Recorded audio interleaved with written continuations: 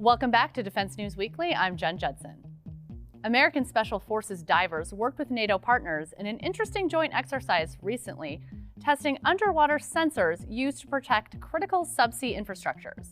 The training, which took place in Italy last November, involved 13 countries and challenged divers to try to sneak past the sensing tech in order to probe its capabilities.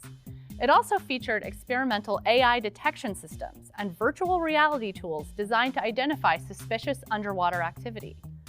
Commanders on the scene said the effort was important because emerging AI tech is being folded into the underwater defense network, and NATO militaries are learning its capabilities and limits.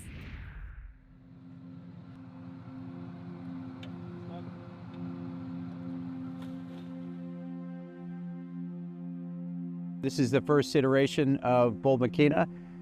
We are putting NATO soft divers in the water against evolving emerging technology to evaluate our signature management, but also to test and validate the technology that is going to be in place that contributes to the protection of critical undersea infrastructure. So for maritime Special Operation Forces, it's important for us to be on this evolutionary journey with technology, because as the technology evolves, our assumption is that it will proliferate, changing the virtual transparency of the water column. So whereas in the past, we've always assumed that our last location of cover and concealment could be that water column, in the future, we want to be able to articulate the risk to conducting a mission where the sea is filled with sensors and robots that will be able to identify and classify us. Conversely, we also want to help improve and validate the technology that is going to be employed to improve our maritime domain awareness from the seafloor to space, while at the same time protecting the critical undersea infrastructure that our nations rely on. On the seafloor, there are kilometers of pipes and tubes that are exposed to any kind of threat, and I don't think we need to remind the samples in the recent samples in the Baltic raise an immediate issue, but we realize that that's an issue, how important they are and how fragile, how exposed to any kind of possible threat. The underwater domain is hard both to protect and hard to attack, but there are technologies to operate, of course, and so and it's not easy to protect because it's a complex environment, it's a vast environment.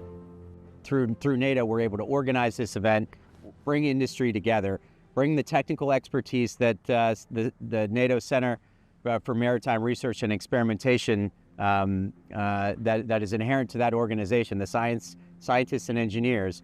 We can bring them all together in a single space and do collaborative design of an experiment and be able to analyze the results and then deliver those back to the NATO Maritime Special Operations Forces. In regards to conflict, some of it is what's going on inside the Ukrainian theater of conflict. Just as important is what's going on outside of it. Related to the Russian invasion of Ukraine, we had the Baltic Connector and the Nord Stream pipeline, the Baltic Connector pipeline that were, one was blown up and one was destroyed by an anchor. It exposed vulnerabilities that our nations have, especially the ones that rely on global trade over the sea. So that political relevance to that problem set has directed attention to the NATO organization and our nations to develop a response and to develop an understanding of that response. And that's the role that SOF is helping to play, is to help validate and improve that technology that's gonna support finding those answers.